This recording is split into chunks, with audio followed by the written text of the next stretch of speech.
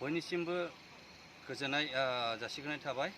आं बेखौनो दिनै गासै जोंनि रायजो राजाफोरखौ खावलायनो गोसो जादों जे जोंनि गेजेराव मोनसे गिथाव बाथाव बेमार जायखौ कभिड-19 बा कर'ना भाइरास बेखौ बुंनाय जादों।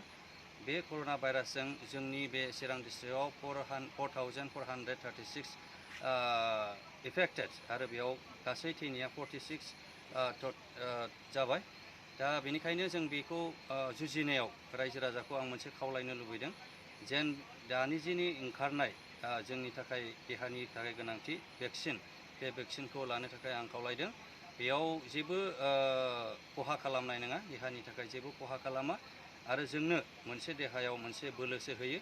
गासै जोंनि गभर्नमेन्ट सार्भिसेस जेरैहाय आर्मिनिफ्राय लानानै मास्टारफोरनिफ्राय लानानै आरो गासै गभर्नमेन्ट सार्भिसफोरा लाबाय आरो बिनि गेजेराव आंबो दिनै लाबाय। आंहा सेकेन्ड द'ज फैनो बावलियानै खुब 1 मासनि उनावनो आं सेकेन्ड द'ज लानानै जोबसिगोन। आंनि देहायाव दिनै जेबो आं साइड इफेक्ट जानायखौ नुवाखै आरो जानायबो नङा। बेयो जोंनि थाखाय मोनसे मोजां मुलि, बेखौ जों फोथायनांगोन आरो बेजोंनो दिनै जोङो गानायखौ जोङो मोन्दों आरो बियो निस्सय जोंनि बे बुहुमनां जोंनि जेनोखि कर'ना भाइरास बेखौ जुजिनायाव मदद खालामगोन। नोंथांमोना बेखौ भुल बुजिनो नाङा। गासैबो उन्दै गेदेरनिफ्राय लानानै बे भेक्सिनखौ लानांगौ आरो जों समाजाव जोङो मोजाङै थांनानै थानांगौ।